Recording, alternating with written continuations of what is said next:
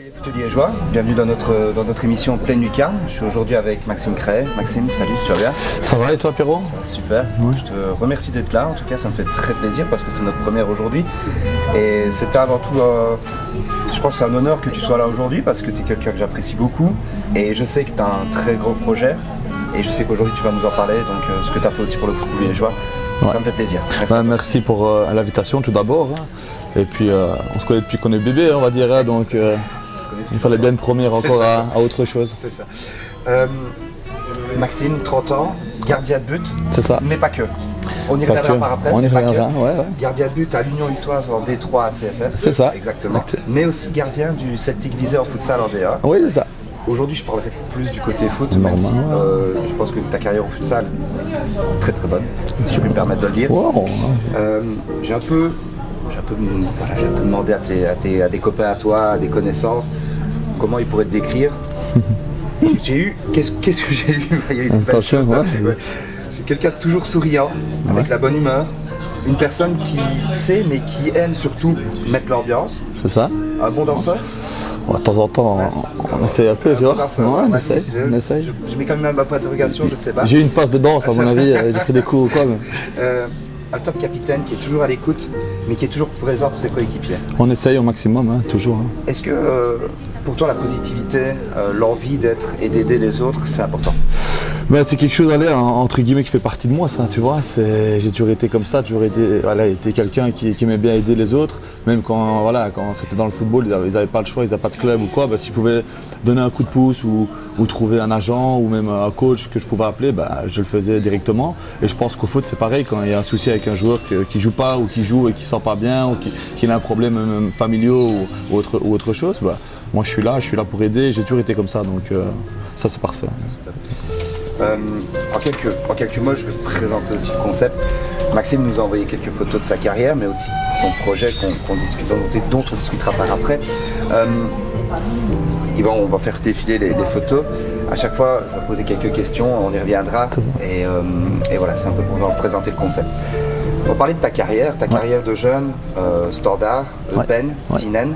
C'est quand même pas mal déjà, c'est des bons centres de formation. Oui, c'est des centres de formation, on va dire, c'est le top en Belgique entre guillemets, à côté des Liégeois à l'époque surtout.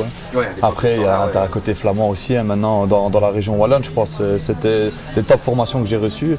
Après je pense que tout jeune qui peut y passer aura une bonne formation.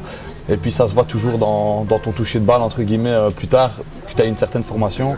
Et puis c'est cool, je pense, c'est des choses à vivre et c'est des choses un peu particulières. C'est pas entre guillemets le club de provincial sans dénigrer le football provincial parce qu'il y a des super formations dont Elso, tout près de chez moi, etc. C'est des top formations, mais je pense que quand tu es dans l'élite du football, dans les jeunes, directement tu t'attires une aisance technique, on va dire. Au niveau football, c'est top, tu as des bons coachs. Par après, tu as pas mal bougé entre Bennes, Fémonville, Verviers, le Racing Trois Vierges au Luxembourg, pour enfin tomber, je vais dire, à la Calamine. Et dis-moi si je me trompe, mais j'ai eu vraiment l'impression que c'est vraiment le départ pour toi là-bas à la Calamine. Oui, effectivement. Après, je suis passé dans les clubs que tu m'as cités, où j'étais deuxième, troisième, je jouais pas trop, etc. J'ai suivi mon coach qui était à Eupen, Danny Host, où je l'ai suivi à Tirlemont, où ils étaient en D3 à l'époque, ils avaient vraiment un gros budget et ils étaient prêts à faire tout pour remonter vraiment dans l'élite du football belge. Après, c'est une chose qui a capoté, c'est tombé faillite parce qu'à mon avis, ils ont vu trop gros et le budget n'a pas suivi. Ils ont pris beaucoup de joueurs d'Angleterre, etc. J'étais avec Danny Host, d'ailleurs, comme je me répète, c'était le coach que j'avais eu à Eupen, qui était en équipe première, qui avait fait monter Eupen en D1. Et alors de là, comme tu dis, je suis parti quelques années plus tard au Luxembourg où j'ai fait la connaissance d'un très bon gars, Thierry Schütz, entre guillemets, avec qui j'allais voir des matchs, etc. Et puis il me dit le projet, je pense, serait de revenir en Belgique. J'avais 20 ans, je pense, à l'époque, ou 21 ans maximum. C'était en D3, donc c'est la D2 amateur actuellement. Il me dit il y a un projet, tu peux aller faire un essai. Je me dis ok, je fais un essai. Je fais un essai à la Calamine, ça a duré 15 minutes, je me rappelle, on en a reparlé il n'y a pas longtemps justement. Ça a duré 15 minutes, c'était avec Gaston Lejeune, avec qui j'ai eu vraiment des bonnes ententes. On y reviendra sur lui, je suppose, j'en doute pas. Puis j'ai signé, je suis parti, j'ai fait une bonne saison, j'ai fini meilleur gardien de la série cette année-là, et j'ai arrêté 10 pénaltys sur 11. Et je pense que c'est là, ça a lancé, on va dire entre guillemets, mon début de petite carrière du football. Pourquoi je parle de la calamine pour ceci. Pour ceci, cette photo qui, je pense, doit pas mal te parler. Ouais, je vais la montrer à la caméra, celle-là, tout à fait. Donc, c'est avec mon frère. C'est avec son frère, ouais, Martin, mon petit frère, qui est aujourd'hui en Pologne. Donc on la remonte. À l'époque qui était au Standard. Ouais. Martin, si par contre tu vois cette vidéo, peut-être qu'un jour j'aimerais bien que tu viennes t'asseoir ici, ça serait sympa aussi. Il viendra, c'est certain. Pour la famille, hein, il viendra. Comment elle est la relation avec ton frère aujourd'hui? Avec mon frère, c'est une relation de frère, tout d'abord. Après, on est comme des amis aussi, tu vois. On ne parle pas que du football, on parle de la vie, on fait tout ensemble. Hein.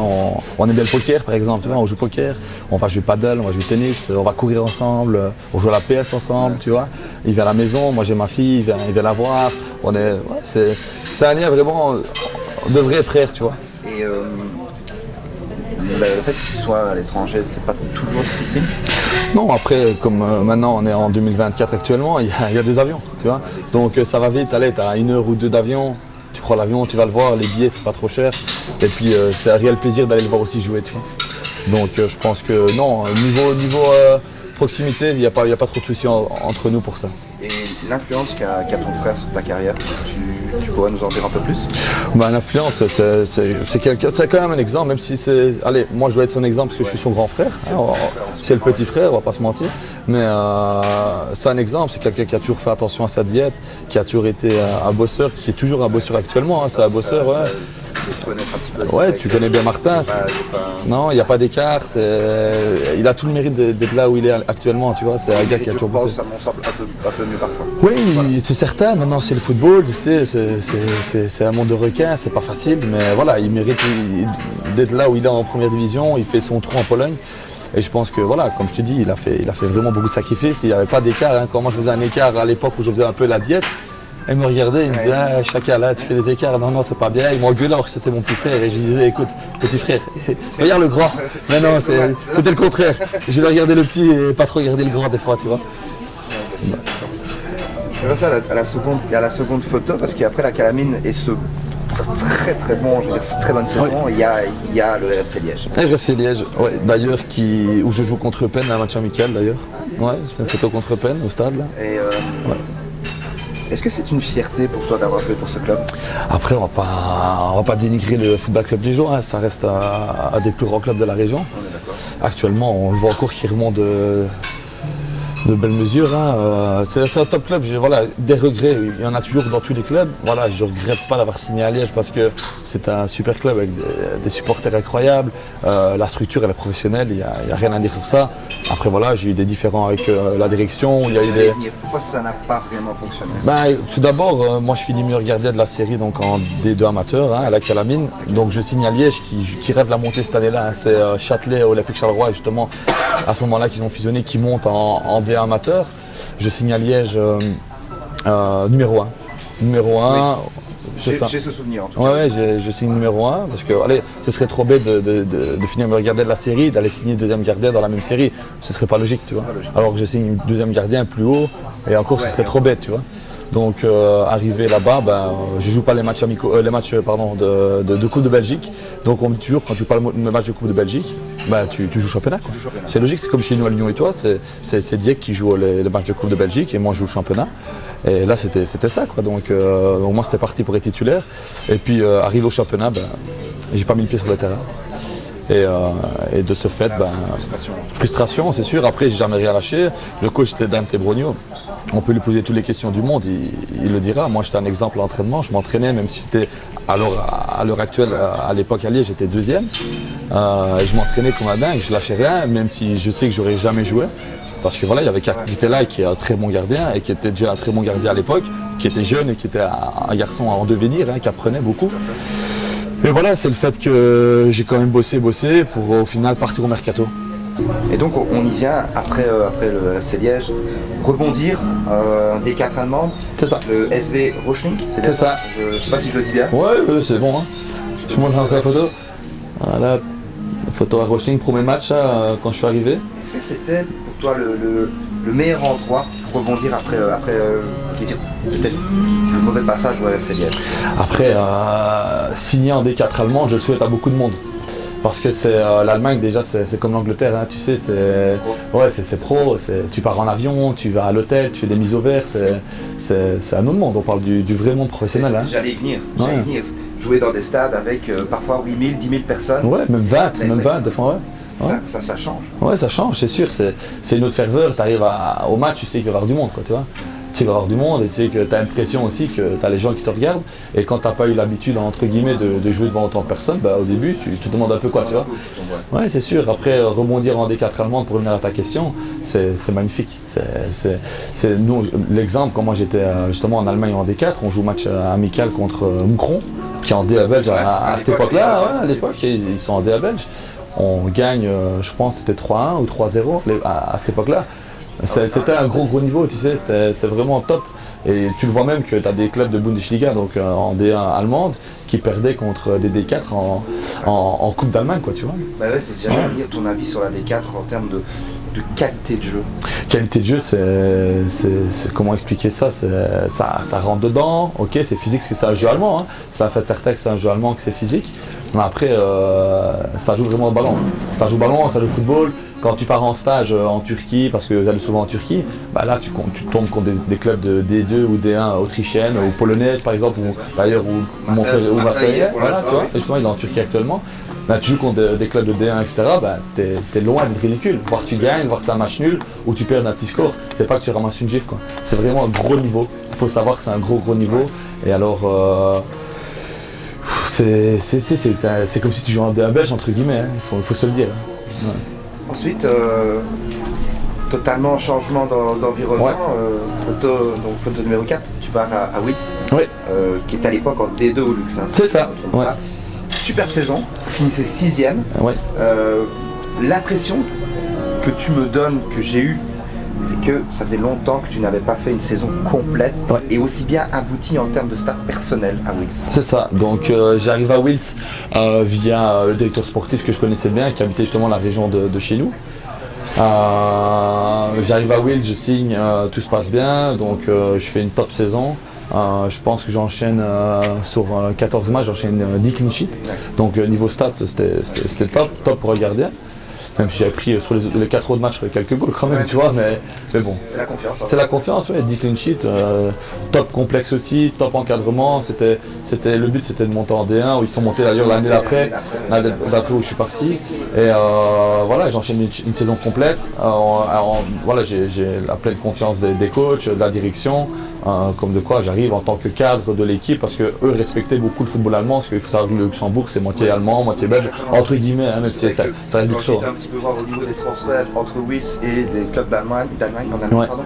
Il y en a pas mal. Oui, il y en a pas mal, c'est sûr. Et ils respectent vraiment le football allemand et eux-mêmes le disent. Voilà, quand tu joues en D4 allemande, t'as rien à faire par exemple en deuxième division luxembourgeoise ou voire même peut-être en D1 luxembourgeoise sans dénigrer le top du classement, je parle du milieu de classement, hein.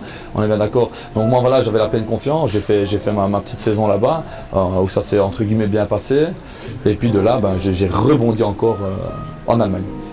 Vous avez une très très grosse équipe, hein. Je cite 2-3 noms, Kevin Kozalter, Lucas Labour. Oui, Lucas Labour, ouais. Ça devait quand même être du plaisir, c'est quand même assez facile de s'entraîner, de jouer avec un gars comme Kozalter. Oui, Kozal qui est un ami de longue date d'ailleurs. Et puis lui il est pas mal de clubs avec toi. Oui, on a fait pas mal de clubs ensemble. Ici lui il est arrivé. Il va venir aussi Kozal, je l'ai bien vu. Hein. Oui, il va venir aussi, je regarde la caméra, je sais pas laquelle, mais il va venir aussi, je vais l'inviter. Je vais l'inviter. Alors, Koz, il arrive au mercato, il y avait Koz, il y avait Chris Verbist aussi. Chris Verbist, t'as Damien Ablé aussi qui était là-bas. T'as vraiment une top équipe. Vraiment, c'était d'anciens pros, des nouveaux pros, entre guillemets, parce que ça restait un club professionnel. Et de là, top saison, top club, vraiment. En plus, on avait quelques Belges, donc ça c'était bien, on pouvait faire les covoiturages ensemble. Et c'était une belle année, franchement. C'était bien, ouais, c'était bien, belle infrastructure, c'était magnifique, c'est très carré. Parce que là, c'est la commune en fait qui prépare les terrains, tu vois. Il n'y a pas un jardinier qui vient une fois ou deux par mois, grand max. Non, là, c'est tous les jours, ça travaille sur le terrain. Le terrain, c'est un billard, c'est top, quoi. On passe à la photo suivante. Ouais. Hop. Voilà. Tu signes au FC Pipinstri. Ouais, c'est ça. Retour en Allemagne, mais cette fois-ci en D5. C'est ça. T'avais envie de retourner en Allemagne, ça te manquait? Il y avait quelque chose que tu n'avais pas terminé là-bas? Allez, terminer, c'est un grand mot, hein, on va dire terminer, non. C'est juste que quand tu as goûté au football allemand, à la structure allemande, là c'est vraiment le travail, tu vois. Et quand tu as ça en tête et que tu veux toujours, entre guillemets, y croire à rester pro, que ce soit en D4, en D5 ou en D3 allemande, tu te dis j'y retourne, quoi, tu vois. Donc ici, je suis retourné là-bas. J'ai pas beaucoup d'infos sur la... Ouais, ok, donc je vais l'expliquer un peu ce qui s'est passé. Donc moi, je pars entre guillemets en mauvais termes de Wills, où je signe justement à Pupin Street en D5, d'ailleurs qui sont en D3 maintenant, ils sont montés. C'était vraiment un club qui avait une ambition de remonter le plus haut possible. Et alors, à savoir que moi je fais un transfert international, donc entre Luxembourg et l'Allemagne, c'est un délai de, je crois que c'est 30 ou 45 jours maximum qu'ils ont, même s'ils veulent pas, ils sont obligés d'accepter. Ok. Tu vois. Donc moi je fais toute la préparation en Allemagne, tout se passe bien. Oui, tu m'avais envoyé des photos de la préparation. C'est ça, ouais, je signe, tout se passe bien, mon contrat il est signé, donc moi j'attends simplement l'accord de la fédération internationale pour que je puisse commencer à jouer parce que le championnat est arrivé. Il faut savoir qu'en Allemagne, tu as les coupes de la province, les coupes d'Allemagne, le championnat, ça tourne entre 60 65 matchs l'année, un peu comme l'Angleterre, tu vois. D'où le côté pro. C'est ça, d'où le côté pro exactement. Et puis voilà, le transfert, entre guillemets, a pris du temps. Et là, le championnat a commencé, la coupe commençait, et moi je voulais jouer. Et j'en ai eu marre d'attendre et j'ai fait mes valises, je suis rentré chez moi. Ouais. Oui, oui, c'est ça, oui, d'accord. C'est sur ça qu'on arrive par après la prochaine photo. Où là, j'ai une photo à Solière. Solière, ouais. Donc, après l'Allemagne, pour un petit peu remettre dans le contexte, tu signes à Oui pour te relancer. C'est ça. Très bonne saison à Oui, ce qui t'amène à signer à Solière. C'est ça. Donc ici sur la photo, on peut voir avec monsieur Dylan Lambrex. Ouais, on va faire un petit zoom aussi viendra avec sa belle chevelure à l'époque. Ouais, il y a aussi sa soirée ici. Les cheveux pink, comme on disait en anglais. Les cheveux pink. Tu fais une très grosse saison aussi cette année là-bas. Top joueur. Top joueur. La région de Oui, une région que tu sembles apprécier parce que quand tu joues là-bas, tu crois à Solière, maintenant l'Union Victoise. Une petite accroche sur cette région-là? Ouais, une petite accroche. Je pense que c'est les personnes autour aussi, tu vois. Je pense que c'est les personnes autour qui sont là, qui te mettent bien, avec qui tu t'entends super bien, avec qui maintenant c'est plus un monde professionnel. Donc tu arrives à arriver à avoir de l'amitié, à avoir un lien, même un lien familial, tu vois. T'as un lien familial, t'as beaucoup d'amis avec qui tu fais des choses en dehors et même après le foot ou au foot, tu vois. C'est un autre délire complètement, tu vois. J'ai l'impression que là on parle en fait de stabilité. Après avoir voyagé, après avoir été à gauche, à droite. Globetrotter. Ouais, exactement. Mariage. Mariage, enfant. Ouais, c'est ça. Stabilité. C'est ça. Donc moi après l'Allemagne, optique de vie, je rentre en Belgique, je change complètement d'optique de vie, je parle avec mon beau-frère, Miguel, Pareira, qui est un top joueur d'ailleurs, même si je trouve qu'il est mauvais, mais ça reste ça a été un top joueur, un grand fainéant, mais top joueur. On m'a souvent dit qu'il ne voulait pas courir. On voulait pas courir, mais maintenant joueur de paddle. Exactement. Joueur de paddle. Donc je rentre en Belgique, je parle avec mon beau-frère qui me dit écoute Max, voilà, reprends des études, mets-toi dans les assurances avec moi, etc. Donc ce que je fais, je reprends des études. C'est lui qui me pousse sur le droit chemin, entre guillemets. Je prends mes études d'assureur, où je suis actuellement maintenant indépendant en assurance avec mon beau-frère. On a un bureau à Liège, donc CDAR, petite pub pour CDAR, pour le bureau. Voilà, par exemple. on va lui en parler, parce que moi je prends pas la décision. Ouais. Donc je rentre en Belgique, je rencontre ma femme, je me marie, j'ai un enfant, j'ai une stabilité. Je signe à l'Union, Ah oui, avec le président José Lardo et le coach Pascal Bérangean et son T2 David Poli. J'ai signé avec eux, j'arrive vraiment au mercato, j'arrive au mercato hivernal où ils sont vraiment dans le bas de classement en 3ème division, amateur. Ouais. Mais tu as joué en plus contre Miguel dans sa dernière année, quand il était à Herstal. Avec oui, c'est ça, oui, on a gagné d'ailleurs. On a gagné. Ça m'arrange que quand je vais pas trop le dire ça. Ouais non, parce que quand je perds contre lui, ça me chante tout le temps, tu vois, donc je préfère bien le dire, Miguel, je t'ai battu, et je te battrai encore. donc voilà, donc ici chez Niaoui, où ils sont entre guillemets relégables, tu vois, ils sont descendants complets. Premier match que j'arrive, on joue Rara, c'est-à-dire qu'ils sont toujours dans ma série actuellement, qui sont, je pense, deuxième, on gagne 2-1, exploit de Oui. Moi, c'est mon premier jour, j'ai pas fait un entraînement avant, c'est mon premier match. Non, je suis arrivé, c'était mon premier match, le coach m'a mis titulaire. Puis de là, on a dû s'arrêter via le Covid. Sinon on était sauvés. Et puis finalement, le prési part à Solière. parce que voilà, il y a un peu une brise-brouille à Solières, le club va arrêter, va continuer, on ne savait pas un peu. José Lardo finalement se met en collaboration avec Jean-Marc Fortin, qui est notre président aussi actuellement. Qui je fais une petite pub pour lui, qui est actuellement au Dakar, qui est en tête du Dakar. Ouais. Il faut aussi le souligner. C'est une équipe belge et avec des pilotes belges, donc c'est à souligner. Donc C'est un truc que je ne savais pas. voilà, champion 4-5 fois gagné le Dakar, donc ça c'est important de le savoir. On l'invitera aussi, Ouais, pourquoi pas. pourquoi pas. Pourquoi pas. Donc José, José, on va essayer. J'aime bien aider les gens, tu m'as vu début d'émission, hein. Tu me l'as dit, donc voilà. Alors finalement voilà, ils se mettent en collaboration, ils prennent le club. Pascal Bérangean, David Poli montent à Solières. Premier transfert c'est moi actuellement à Solières avec Bertol Kitoko qui était là, qui a été un transfert aussi du mercato hivernal à Oui. Et puis on fait une équipe et puis tout se passe bien, on jouait la tête, et puis Covid, ça s'est arrêté et puis on enchaîne. Tu me parles de stabilité, tu me parles de projet, on va y venir. Ouais. Ce fameux projet qui arrive, c'est la prochaine photo. Oui, je la regarde. Ah oui. Cette fameuse photo donc, de la MR Goalkeeper Academy avec son ami Romain. Ouais, c'est ça. Tu peux nous en dire un peu plus sur ce projet, sur cette école de gardien? Oui, en fait, tout d'abord, pour expliquer un peu l'anecdote, c'est que moi, quand je revenais d'Allemagne, j'avais des congés et j'avais Georgie Veloso qui m'appelait souvent pour donner des cours à son académie, pour venir aller donner un stage ou quoi. C'était en matinée. Après, c'est une chose que j'appréciais à faire comme ça de temps en temps. J'ai jamais eu le projet de me mettre ou de faire une académie, tu vois. Puis j'ai un jour, Romain, il m'appelle, il me dit Max, voilà, on s'entend bien depuis des années, parce qu'on est aussi depuis des années. Romain qui est gardien de Croatia. C'est ça, Croatia. En deuxième provinciale. En deuxième provinciale actuellement, qui a eu une belle carrière aussi, qui a joué à Visé en deuxième division, à Calamine, ça a été un top gardien aussi. Voilà. Sauf qu'il n'a pas de cheveux, il a été fait une petite grève, donc ça, on l'annonce aussi. On l'annonce. Je sais pas si on peut le dire. Ouais, on le dira, et ça se voit de toute façon. Je sais qu'il est parti avec son président, qui lui aussi en internet. Mais... Voilà. Donc ils ont fait une équipe, ils ont fait un bus, c'est parti. Et alors Romain me dit un jour, Max, voilà, je pense qu'on devrait ouvrir une académie à notre nom, on se lancer, allez, faut qu'on prenne le taureau par ses cornes et qu'on essaye. Moi j'étais vraiment pas chaud, ça fait quand même 2 ans qu'il m'en parlait, j'étais vraiment pas chaud de ça. Et puis finalement stabilité. Exactement. Je reviens en Belgique, je reste en Belgique et là je me dis allez on lance. On a lancé l'académie, on a fait une journée porte ouverte qui était en mai 2021. En effet, ouais, c'était ça, je pense, ouais, c'est juste mai 2021. Et on fait une ouverture où il y a, je pense, une centaine de gardiens qui viennent des 4 coins de la Belgique. Et on avait des gardiens de Wavre, de partout, même d'Ostende. C'était incroyable. Il y avait du monde, il y avait plus ou moins 300-400 personnes. Ça, il faut préciser, vous faites ça à la minerie. À la minerie, oui. Ouais. Sur le terrain synthétique. Sur le terrain synthétique, oui. Oui, que d'ailleurs le président a dû écouter notre projet avant d'accepter qu'on puisse faire l'académie là-bas. C'est M. Gaillard.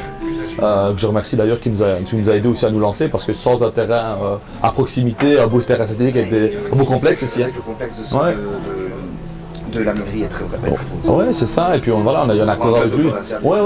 On a eu un accord avec Joseph qui a écouté notre projet, qui a dit allez, je vous suis. Moi, ça me fait plaisir. Ça va aussi mettre un peu. T'as senti que l'entrain qui démarrait. Quoi. Ouais, voilà, c'est ça.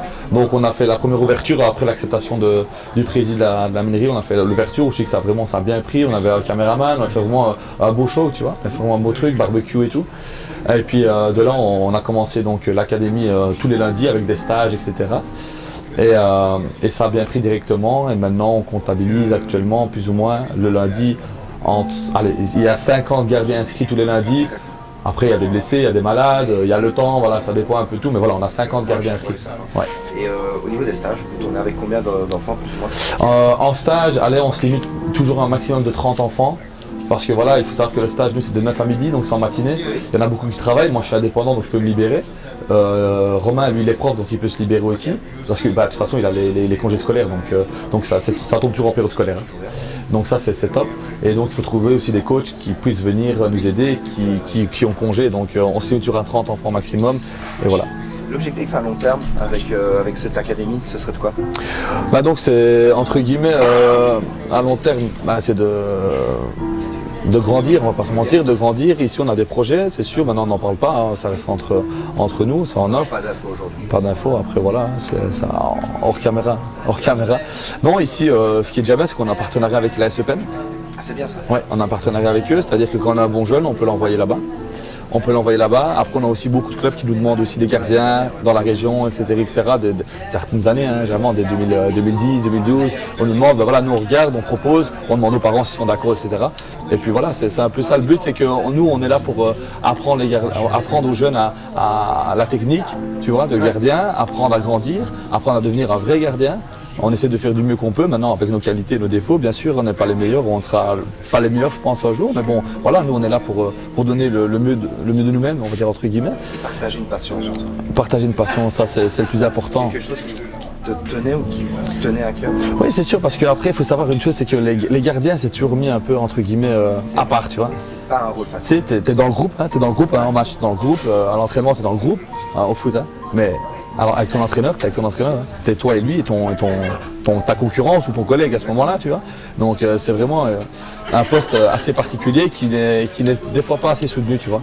Donc moi je pense que l'académie, ça fait du bien, même dans la région, hein, de respecter aussi le gardien. Ouais, de travail du gardien. Ouais, il y a même des clubs qui poussent leurs gardiens à venir à notre académie. Et ça, je les remercie, c'est incroyable, parce qu'ils ont entraînement le lundi, et ils disent voilà, à la place de venir à l'entraînement le lundi, va à l'académie, à la MR Goalkeeper Academy, avec Max et Romain. Prends des cours, applique-toi, entraîne-toi, et puis voilà, nous on voit si on peut faire partir un joueur à gauche ou à droite, c'est avec plaisir et c'est ce qu'on recherche. Ce serait une reconnaissance d'avoir un jour un gardien qui signe pro, qui devient pro. Et qui vient de notre académie, oui c'est sûr que ce serait top. Ici on a eu 2-3 gardiens qui ont signé au Standard, qui ont signé à Eupen, qui sont repris actuellement en sélection liégeoise alors qu'ils jouaient dans leur petit club qui n'était pas visionné. Et puis je dis pas que c'est grâce à nous, mais les parents nous disent voilà, grâce qu'ils viennent à l'académie, qui progresse, etc. Ben ça fait que, après on va pas se mentir, c'est pas moi qui va faire devenir un gardien, un vrai gardien. C'est lui qui doit le vouloir. Et il y a le mental, tout à fait, il y a le travail aussi. Ça s'apprend, tu vois. Donc si lui, voilà, moi je lui donne un conseil, s'il le fait et que ça s'applique, bah, lui il va apprendre lui-même. Si le garçon il veut pas apprendre, il n'apprendra pas, tu vois. Donc voilà, c'est vraiment, on a une optique on a une vision, on va dire avec Romain, c'est vraiment apprendre le métier, le rôle de gardien à un vrai gardien. Et puis si un jour on peut l'aider, on l'aidera. Super. Ça me fait rire parce que la photo suivante, je pense qu'elle va te faire parler plus qu'autre chose. Ouais. Alors qui est cette personne? Ça c'est mon ami Gaston Lejeune. D'ailleurs sur le terrain de la minerie. Eh ben, je ne l'ai pas reconnu. Si, Je ne l'ai pas reconnu sur le coup. Il y avait de la neige. Donc c'était mon coach à la Calamine, Ok. avec qui j'ai eu une entente formidable. C'était comme un papa pour moi, tu vois. Donc dans le football, je parle. Hein. Ouais, Mon papa, c'est mon papa, hein, mais dans le football, c'est toujours pas facile d'avoir un coach avec qui tu t'entends super bien. J'en ai eu deux dans ma carrière. Donc j'ai Pascal Bérangean et j'ai Gaston Lejeune en tant que coach et gardien, qui a été mon meilleur entraîneur de gardien, même si j'ai joué dans des clubs à gauche, à droite. C'était vraiment, en termes de personne aussi, c'était quelqu'un qui savait te mettre en confiance. Je regardais sur le bord du terrain en plein match. Ben, un clin d'œil, un regard, j'avais compris ce qui n'allait pas, ce que je devais changer dans ma façon de faire, dans ma façon de jouer. Il a vraiment une très grosse influence sur toi, sur ta carrière. Oui, c'est quelqu'un qui m'a fort canalisé, qui m'a vraiment appris à être calme, à être quelqu'un de stable, entre guillemets, d'être un homme, d'avoir de la maturité en tant que jeune gardien, tu vois. Il m'a vraiment beaucoup appris à ce niveau-là. Et puis même niveau entraînement, c'est quelqu'un qui m'a fait bosser. J'avais une VMA à l'époque, mais même toujours maintenant, entre guillemets, j'ai une bonne VMA, mais à l'époque, j'étais meilleur qu'un joueur en VMA. Parce que lui, il me faisait bosser de la VMA, que ce soit gardien ou joueur, de la technique, tout. On a vraiment bossé des choses incroyables. Et là, c'est la photo qu'on a montrée justement, c'est un entraînement le matin en semaine à la minerie. Il a appelé un monsieur pour déneiger le terrain, pour que je puisse m'entraîner. Ouais, c'est fou, il a appelé quelqu'un, il est venu sur le tracteur, il a déneigé une partie du terrain, la moitié, pour que je puisse m'entraîner 2 heures le matin. Et on faisait ça la semaine. Quand on avait le temps, je m'entraînais en plus avec lui. Ouais. Et aujourd'hui, s'il était ici avec nous, qu'est-ce qu'il dirait? Qu'est-ce qu'il dirait à Max? Ouais. Sur l'ensemble de sa carrière, sur Il me dirait, son mot préféré, c'est mais il est fou celui-là, mais il est fou celui-là. C'est son mot préféré. Non, je pense qu'il est content de me voir grandir. Après, c'est moi quand je suis parti à Wills, j'avais signé 3 ans à la base. Quand je suis parti de Wills, j'avais signé 3 ans et je l'ai fait venir en tant que coach gardien. Je l'ai fait venir parce que je voulais absolument que ce soit mon coach. C'est ça, ouais. Moi je l'ai fait venir absolument. Je voulais absolument qu'il me suive encore, tu vois, que je l'aille encore une fois. Je l'ai encore une fois, pardon. Et finalement je suis parti, je l'ai abandonné un peu entre guillemets à Wills où il a intégré le noyau de la D1 parce qu'ils sont montés en D1. Et voilà, après c'est quelqu'un, je pense que je l'ai quand même de temps en temps au téléphone. Il me suit toujours, je le suis toujours parce que je sais qu'il. Oui, il a signé Julien Doir. Justement, il signe à la mairie maintenant, où il a joué des années à l'époque. Et c'est un, comment dire, voilà, c'est quelqu'un avec qui je m'entends super bien, ou avec qui je peux aller manger, boire un verre, il va me conseiller, attention, moi, que là, tu as fait une petite erreur. Je parle pas de football, même dans la vie, tu vois. C'est quelqu'un qui peut te conseiller. Et même niveau football, il va te dire, voilà, je pense que ton choix, tu aurais dû faire ça, tu aurais dû faire ça. Maintenant, les conseillers, c'est pas les payeurs. Maintenant, c'est quelqu'un que j'écoute. Donc, j'écoute tout ce qu'il me dit et après, je prends ce qu'il faut et je trie aussi, c'est normal. Et on arrive donc à cette dernière photo qui est plus, je veux dire, c'est marrant. Donc, je peux pas ne pas rigoler en voyant ça. Donc, meilleur joueur de D2 à CFF, mais pourquoi 7 buts, 11 passes décisives pour un gardien en D2, c'est complètement fou. Je n'ai pas les mots. Ouais, c'est marrant, il faut se le dire. Mais moi, quand je marquais mes premiers buts. Je rebondis sur ce que je disais tantôt. Gardien, mais pas que. Mais pas que, voilà d'où la question, voilà d'où la réponse, voilà, c'est là. Mais non, c'est marrant parce que même moi, quand je marquais mes premiers buts, j'avais des fous rires. Je célébrais parce que ça a toujours été mon rêve d'être attaquant, entre guillemets. Le goal, je te dis, ouais. Une frappe de 25 mètres, mais d'où ça vient? Non, mais après, il faut se dire une chose, c'est que, allez, je proviens, entre guillemets, de la région vervétoise où j'ai vécu dans un quartier où j'ai appris à jouer beaucoup dans le jeu. D'ailleurs, tu peux demander à tous les potes du quartier de Verviers ou qui me connaissent vraiment très bien, quand j'allais au soccer ou même à l'Agora dehors. Moi, je n'étais pas gardien, je ne connaissais pas. Je dis non, moi je suis pas gardien, je suis attaquant. J'ai inventé pour pas jouer au goal. Je voulais absolument jouer dans le jeu et je travaillais mon jeu au pied. Et alors, comment on est arrivé à. Comment t'es arrivé à être gardien, à te retrouver gardien, attaquant à Solière? Ouais, en fait, ce qui s'est passé, c'est que voilà, il y a eu le départ du président, donc qui a fait qu'on a dû, que le coach a dû refaire une équipe un peu remaniée, un peu. Pas facile quoi, tu vois, c'était vraiment dans les 2 dernières semaines de transfert, donc c'était vraiment compliqué, il fallait trouver des joueurs libres, des joueurs qui voulaient absolument venir à Solière avec un projet de maintien en peu de temps aussi, tu vois, c'est jamais simple, et puis voilà, tu n'avais pas un projet derrière qui pouvait te dire signe à Solière quoi, à ce moment-là. Donc on commence début de championnat, c'était un championnat, voilà, on gagne le premier match à la Louvière, donc là on se dit ça va finalement, ouais, t'étais là je pense, je me rappelle, 3-1. Avec un goal de Verbist. Verbist, Sorayi et Andy Locando. Ouais, c'était vraiment, pour ça on avait des top joueurs, puis il y a eu des blessés et des départs, donc on arrivait à une situation où le coach me dit Max, faut que tu ailles en neuf. Tu dis c'est une blague? Ouais non, parce qu'en fait, pendant les matchs amicaux et tout, le coach, il sait bien que j'aime jouer dans le jeu. Et il me dit toujours, Max, deuxième mi-temps, tu vas en neuf? Et moi ça me faisait plaisir parce que moi je courais, et puis ça m'entretient physiquement, et puis je touche du ballon, ça m'entraîne aussi mon jeu au pied, tu vois. Donc moi j'aimais bien, et puis il me dit tu commences en neuf semaine prochaine. Ok. Premier match que je joue, c'est à Crène-les-Cènes, je mets la 0. Et là c'est parti, j'ai continué à jouer dans le jeu quelques matchs, je crois que j'ai joué une dizaine de matchs. Quelques fois au gardien aussi. Ouais, je suis retourné quelques fois, donc ça a été entrecoupé, entre guillemets, donc je savais pas trop, parce que la semaine... Il y avait même des équipes qui ne savaient pas si tu jouais en neuf ou jouais au gardien, et l'entraîneur adverse devait changer au dernier moment sa tactique. C'est ça, ouais, ça s'est passé, c'est un truc de malade en fait. Moi ce qui était un peu compliqué, c'était avec le coach, je lui demandais le jeudi, du coach, le week-end c'est au goal ou dans le jeu? Parce qu'il fallait que je le sache, puisqu'il fallait que je me mette dans l'ambiance aussi, tu vois, dans les conditions. Je me disais, allez Max, le week-end c'est en neuf, parti du ballon, tu vois. Je fais 2-3 frappes, allez, à la fin de l'entraînement, je tapais quelques frappes aussi. Comme ça, je pouvais me dire, allez, le week-end, si j'ai une frappe, je suis en condition, quoi. Et c'est vrai que ça arrivait où il y avait des coachs qui jouaient en marquage sur moi, parce qu'ils se disaient, allez, c'est un gardien, il va avoir la chance, et à tout moment, il peut mettre des buts. Et je pense que mon deuxième match, ou mon troisième match, je mets un triplé contre Verlaine, où j'ai mon triplé qui est annulé. Parce que soi-disant, je fais un hands, alors que je tacle simplement au deuxième pied pour la mettre dans le but, et il me dit que je la mets de la main, alors que on voit bien que c'est du pied. Donc j'avais un goal en plus, mais voilà, c'est le foot, et j'ai mis un doublé ce jour-là contre Verlaine, avec, comme tu dis, une frappe de 25 mètres. Mais ouais, c'est fou, et c'est marrant à la fois, tu sais, moi je le prenais à la rigolade. Et ouais, voilà, moi c'est pas de pression, moi je jouais parce que voilà, le coach il me dit joue, fais ce que tu as à faire. Et je pense que tous les coachs doivent penser comme ça envers leur attaquant, parce que moi je suis pas attaquant, donc je peux pas mettre à la place de tous les attaquants, mais je pense que quand un attaquant n'est pas en confiance, il marque pas. Et si un coach te dit joue, fais ce que tu as à faire, prends pas la tête, je sortirai pas, joue. Le joueur va faire quoi? Il va jouer, il va prendre confiance, il va mettre 2 buts à crever. Et je pense qu'un attaquant, ça doit avoir de la confiance. Et moi, j'avais aucune pression parce que je suis gardien, donc j'avais rien à prouver à personne. comme j'avais rien à prouver, j'ai fait mon jeu et j'ai mis des goals. Une reconversion comme attaquant au provincial, possible ou pas? Mon rêve. Mon rêve, ouais, mon rêve. Non, ouais. On a une info. Non, c'est mon rêve, ça a toujours été mon rêve d'être attaquant, entre guillemets, quand j'étais jeune, puis j'ai fini au goal, hein, donc on va pas se mentir, c'est que j'ai fini au goal.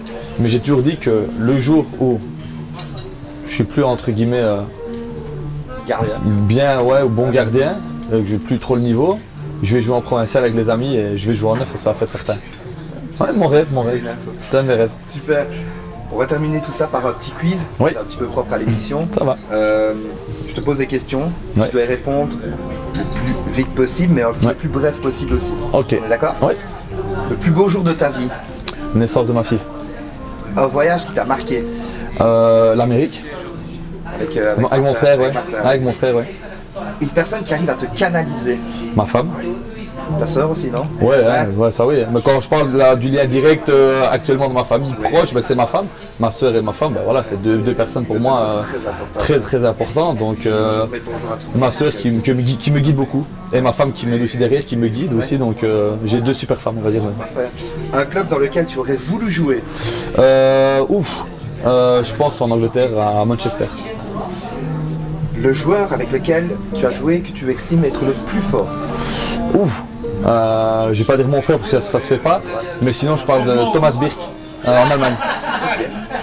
L'entraîneur qui t'a le plus marqué? J'en ai deux. J'ai Pascal Berengeant parce que c'est un super coach et ça humainement aussi. Et j'ai Daniel parce que c'était le gars qui, quand il faisait 30 cm de neige, qui mettait pas de chaussettes. Une défaite que tu aimerais changer en victoire? L'année passée contre Namur. Si on gagne, on reste. Si on perd, on descend. Est-ce que tu ne mets pas un doublé? Un doublé, Ouais. je mets un doublé, ouais. Un doublé. L'Union Utoise, championne fin de saison? Si Dieu le veut, comme on dit, mais je le pense, ouais. En quelques mots, la famille c'est? Très important. Et pour finir, en quelques mots, Pleine Lucarne c'est? Magnifique, top émission. Merci. Je te remercie Max, ça m'a fait super plaisir que tu participes aujourd'hui à notre émission. Un grand plaisir, Pierrot. Tu peux revenir quand tu veux, t'es le bienvenu. Ouais, j'aurais interrogé un petit peu, on sait jamais si je peux t'aider. En tout cas, merci à vous de nous avoir suivis dans notre podcast. Suivez, likez, mais n'hésitez pas à partager et commenter. C'est très important aussi pour nous de savoir ce qui a été, ce qui n'a pas été. N'hésitez pas à nous dire les points sur lesquels vous voulez qu'on fasse une amélioration et les points négatifs. On est preneurs. C'était Pierre Leneux et Victor Ligo pour notre podcast Pleine Lucarne. Je vous remercie. Ciao, ciao. Ciao, ciao.